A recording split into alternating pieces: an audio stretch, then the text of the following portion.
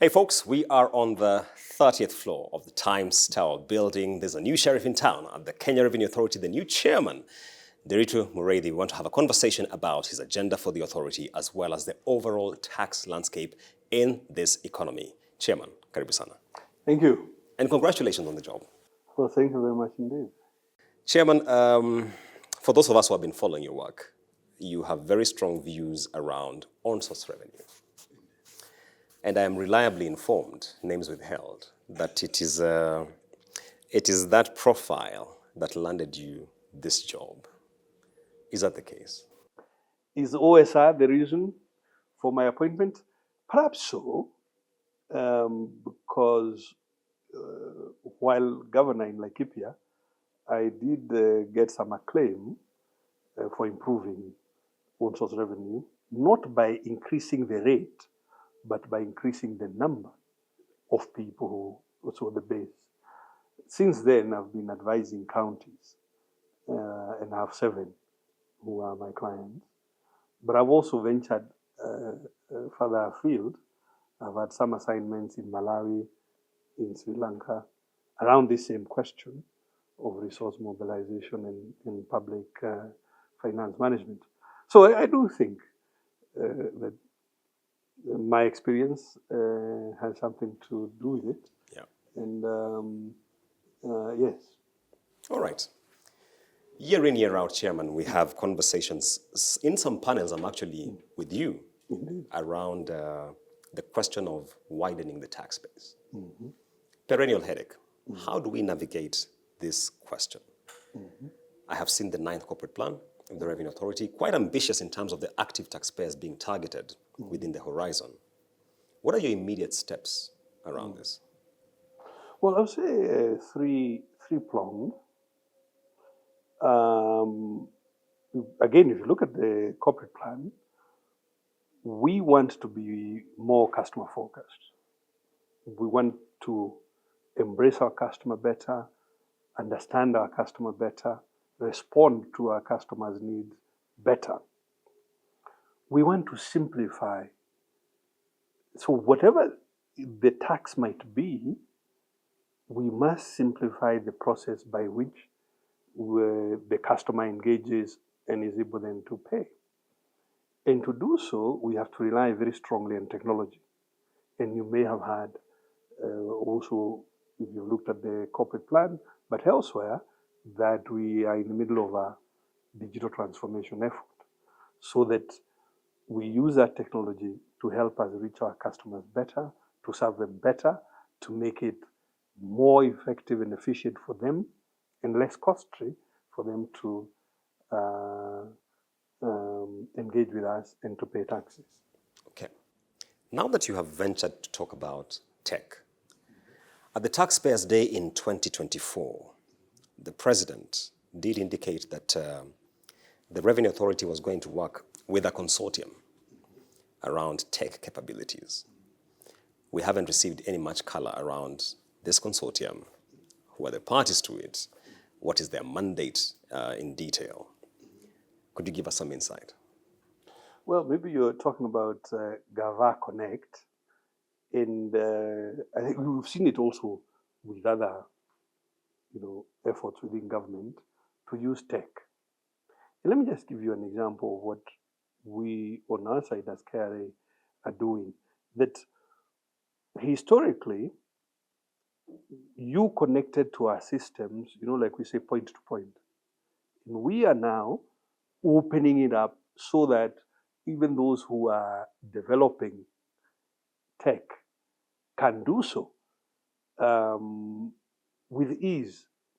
And we think that by doing so, by opening up so that we create an ecosystem that makes it easier for people to connect with us, even develop products for their customers that have already the capability and the capacity to connect with us, it makes the ecosystem much faster.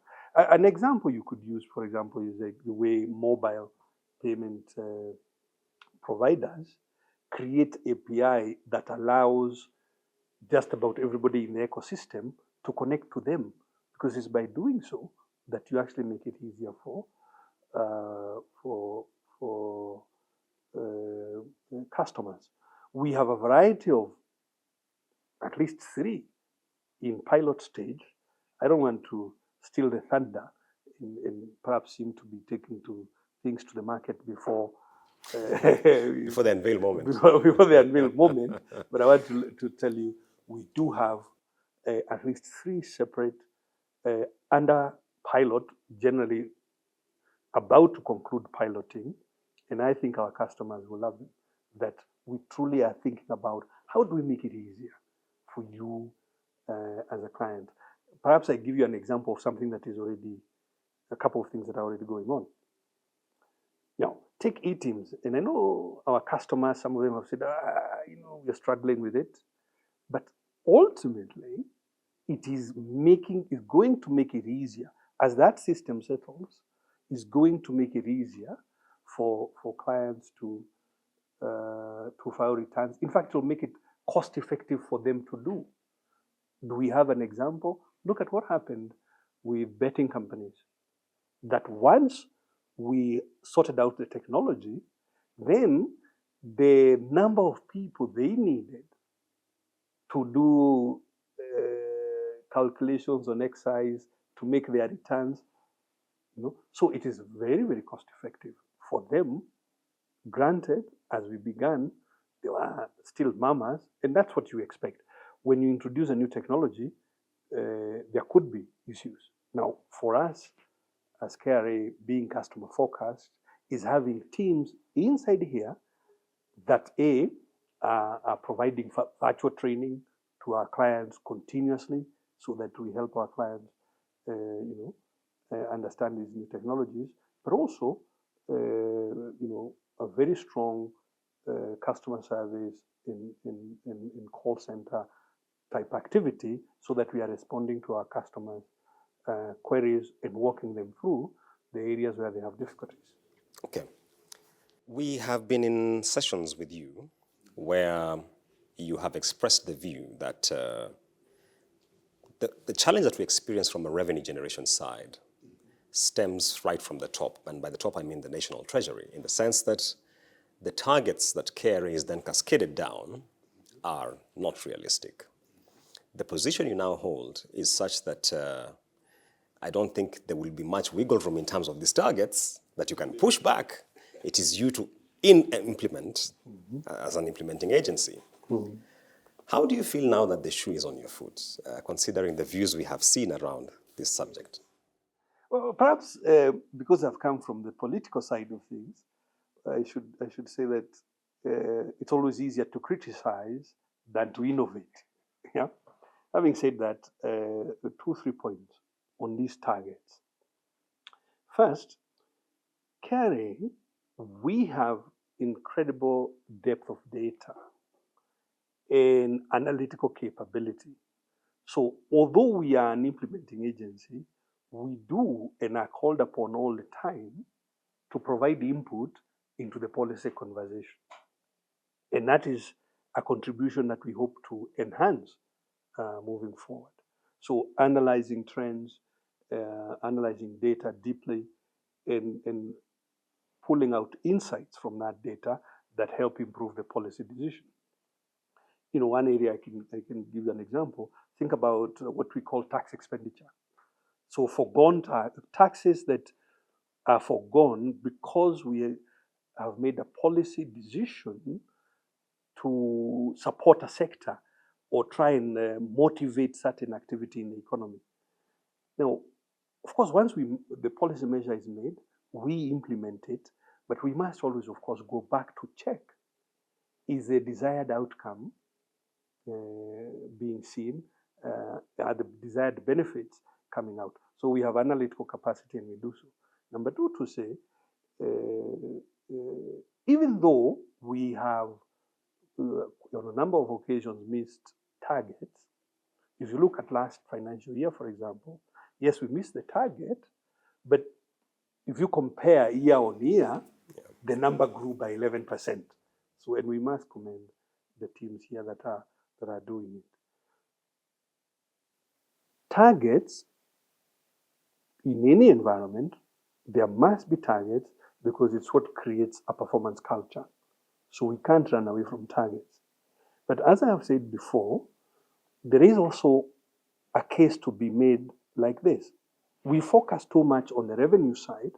In our regular national debate every year, we stay too focused on the revenue side and not as much attention is being paid on the expenditure side. And unfortunately, the expenditure side, because it's almost taken as a given, it's what then drives targets. Yet, we must interrogate the expenditure side to see that we are also efficient and realistic on that side. And in fact, to sometimes reset. Often people ask, what was it that the Kibaki regime did 20 years ago? One of the things they did in 2003, 2004 was in fact to balance the budget. Yeah. And because they had a budget surplus in 2004, it helped to reset the whole financial system, reset the interest rate regime, reset therefore credit, how credit was flowing in the economy, and that is what made the private sector sprout. So this side should never be ignored, is just as critical, if not more critical, as the target side. And from the way I'm seeing, if I look at the numbers basically to yesterday, I feel confident that we are going to achieve our target this year. Okay. So can I infer that we do expect some pushback, especially on the appropriation side, coming from the authority? I wouldn't call it pushback. What I do expect will happen is that, and certainly Treasury has signaled that we should play a deeper and deeper role in providing analytics that inform decisions. And that's really what, as much as we can do ourselves as KRA, but certainly we encourage that there is deeper debate on the expenditure side. And I think our colleagues in Treasury agree. Look, if you look at most documents, we talk about fiscal consolidation. The reason it's not so easy to achieve is that there is no political constituency for it. Nobody is arguing, debating. Everybody is debating the revenue side, but nobody is debating the appropriation side. And that's why it's such a difficult policy to achieve, because there isn't a political constituency. My view, and it's a view I express openly in different fora, is that we must debate expenditure much, much more keenly and deeply. And that's what will balance the equation. Chairman, on your mission around the tax-based expansion and the focus on what I like to call the hard-to-tax sectors, sometimes I wonder whether we appreciate that the vast majority of businesses in that space are what I call survival businesses, and whether there will be a justification when you look at the cost of tax administration versus the tax yield that will actually unlock from it. Will there be a compelling case? If you look at the reforms currently underway in Nigeria, they have had to do away with a lot of the focus area they were targeting on these businesses because of that question. You will spend so much deploying revenue service agents and many other mechanisms, but what you actually unlock from it in the grand scheme of things, do you see that as a challenge? Perhaps an opportunity more than a challenge. As I said, where we are as KRA, customer focus, simplification, technology. I want you to cast your mind back to maybe 20 years ago. At the beginning of mobile phones, airtime, was sold in multiples of hundreds. Correct. Okay? And somehow it was like the accepted wisdom then that that's the only way it could be sold. And nothing was further from the truth. And the provider who figured it out fast became the dominant provider, because there is nothing that stops using technology to sell airtime with even a fraction of a shilling. I believe that and that's the reason we're doing digital transformation. We as KRA, we must run away from traditional ways of viewing Kenyan business. Going back, say, to the early 70s, when this idea of formal, informal became the kind of thinking within government. There's nothing informal about how we trade. But if you look for they just had to tax. Before you go to whether it's hard to tax, we need to change the lens that we are using. They are probably hard to tax because we are using a traditional lens that is interested with, say, for example, are you incorporated in the manner of business registration services? And I don't think it's necessary. All I'm looking for is my client. If I can buy a maize, roasted maize on the street, I buy it and I pay with mobile money. Okay? My provider of that does not need to be incorporated as a limited liability company. My transaction with him or her. So it is the lens that we are using. If we use technology as an enabler, it will enable all Kenyans to participate in the building of this great country. And that's the way, that's why we are doing digital transformation. If we simplify, because remember, compliance comes at a cost. Back in my day in IFC, and we were trying to help small businesses transform to more corporate. And we found out there's a very big cost. You're telling the owner, employ a CFO, employ middle management. Middle management comes at a cost. We don't need to necessarily to go that direction. Let us rely on technology to make it really easy for our customers, not just reach us, but do their the transactions that they're doing. And as I said, when we are talking about our technology platform being able to be open for others, it's for those purposes. And you will see that again, if you use mobile money as an example, that they've been able to do that quite effectively. And indeed, the world looks to us for many of the innovations around mobile money technology. Chairman, you've mentioned mobile money quite a bit. There was an indication late last year from the Council of Economic Advisors of a plan to capture pay bills or merchant tills as virtual ETRs and grant visibility around the volume of transactions happening. Well, I smile because it's capture. No, we are not looking to capture. What we are looking to do, to repeat myself, is use technology to assist the business operator, whether they are formal, informal, large, small, whatever they may be, use technology to make things easier. Let me try again. Look at what we are doing with VAT auto-population. That now people are finding, if you are spending, who knows, 10 hours doing that, if your accountant was paid, they will spend just a mere minutes to verify and to proceed. That's what technology can help us to achieve. Because of that, for example, I think VAT, monthly VAT collection went up something like 17%. And we are not yet fully rolled out. And we have not yet onboarded all our clients as we would like to. So you can already see benefit to us and benefit to our customers. And that's only one technology. By the time we were halfway through the transformation, I'm quite sure the Republic will be happy for what we are doing. So are we still on course for the pay bills? We are, let's not preempt how it will look, because it's work in progress.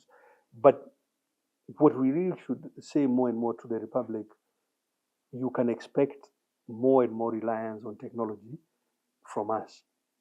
And we want, in the way transactions happen, I mean, why is auto population working? Because it makes it easier. Remember, when you yourself you buy, you're paying VAT. When you sell, you're paying VAT. The technology is making it easier for all of that to be reconciled in real time. And that is saving you incredible amounts of time and therefore cost. That's the way we would like to look at the whole ecosystem. Chairman, one of the landmark developments in the recent past is the migration of ledger balances from the legacy system to iTax. I've got taxpayers who've reached out to me, and the key question here is we are being flagged to balances going back to the late 90s. In an environment where, if you read the Tax Procedures Act, I should keep records going back 5 years at most. How do we even begin comparing notes with the Revenue Authority that they've come with this balance and we cannot even verify it? It is true we have migrated ledger balances, for periods prior to 2014. We have migrated them from legacy system to iTax. Why are we doing that? And then we have communicated to our customers. And I hope the customers understand it. It's not a demand. It does not come to them as a demand notice. What we've done is alerted them that we have migrated these balances. And this is what it shows. We have further made it practical so that you can get a full statement on your iTax profile. I mean, we would hope that that's a really good thing, that you can see the history on it. And we hope that you can help us improve it with any information that you may have. Remember, we have grown digitally over time. Not so long ago, maybe just 20, 25 years ago, we were primarily manual, but we've grown over time and we are trying to become more and more technology driven. So we would like our clients to look at those statements, because you can now see the statement in your iTax profile. Alert us to if you have any further information that we should put there, yeah, and not necessarily to feel threatened by it, but rather inform us if there is some improvements because you have data that perhaps we ourselves had not kept. And that's where the challenge is, Chairman, because they're saying, look, we keep data 5 years back. Here we are being hit with balances from the 90s. Where do we even start? Because the moment the KRA has shown you that data, the next decision will likely be collection. It won't be anything else. They're not showing you for the sake of showing you.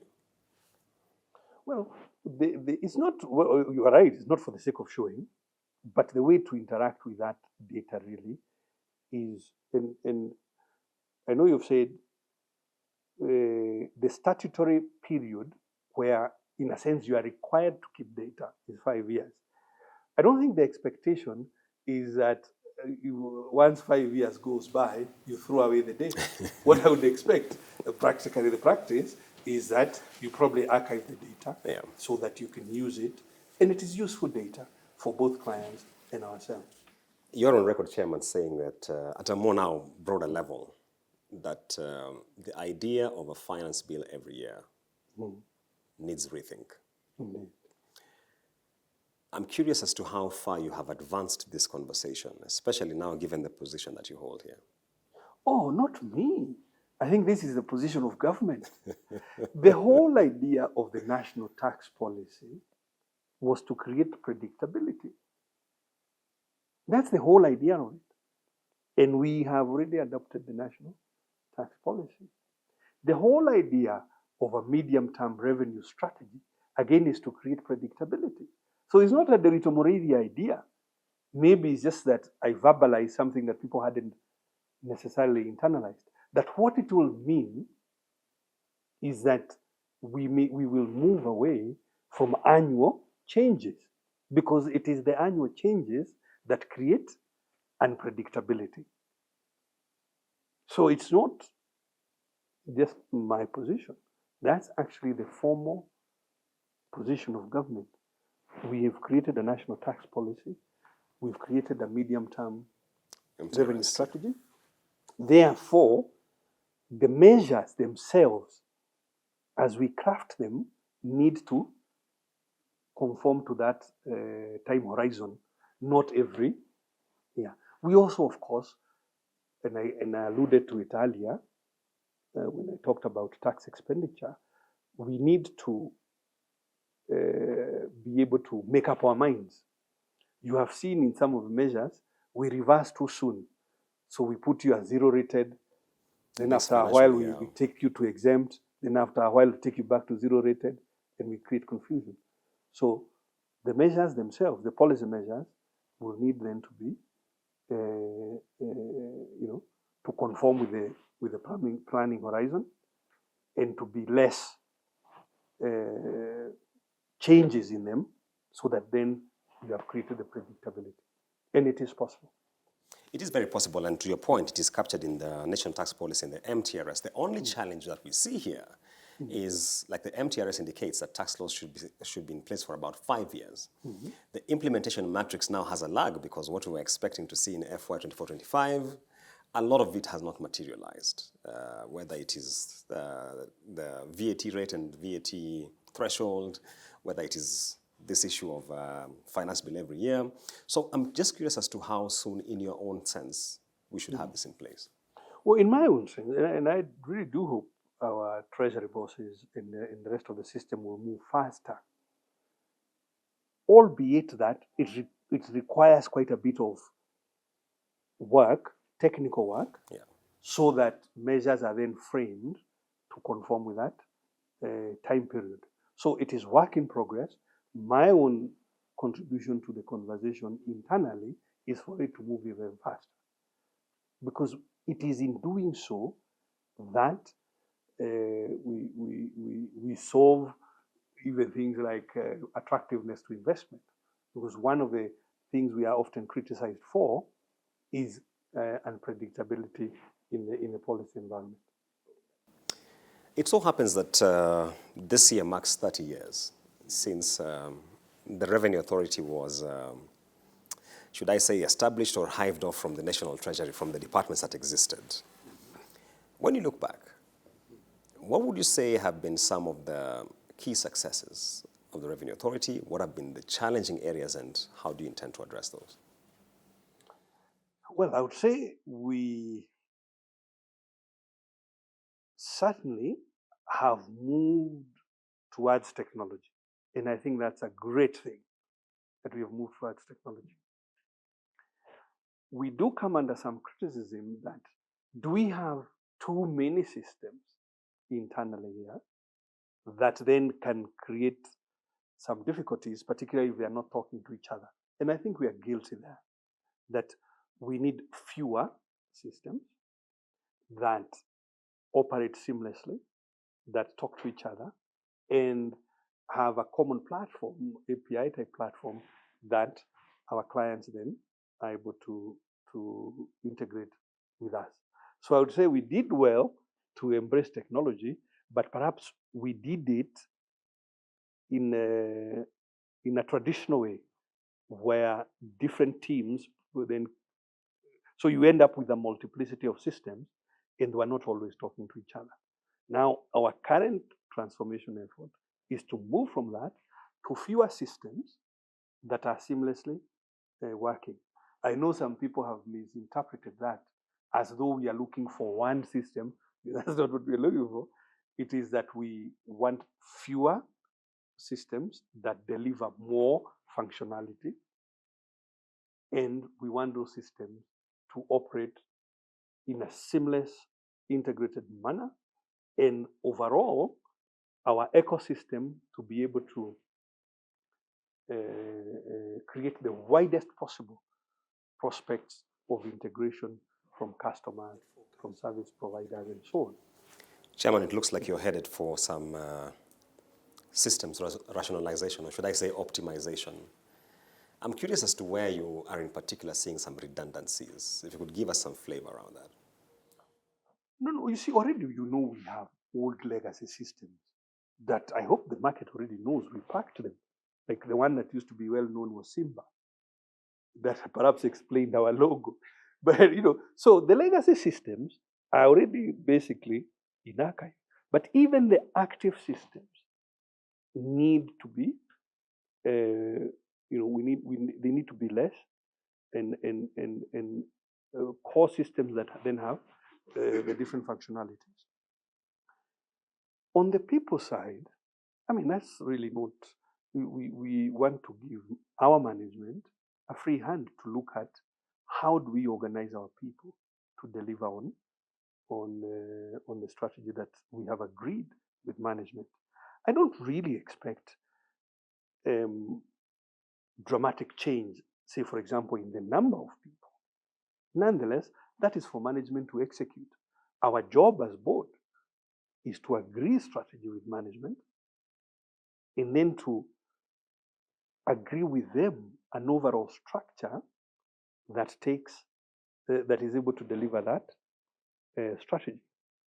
And I do believe that we are there, and that then management will very rapidly execute on the things we have agreed.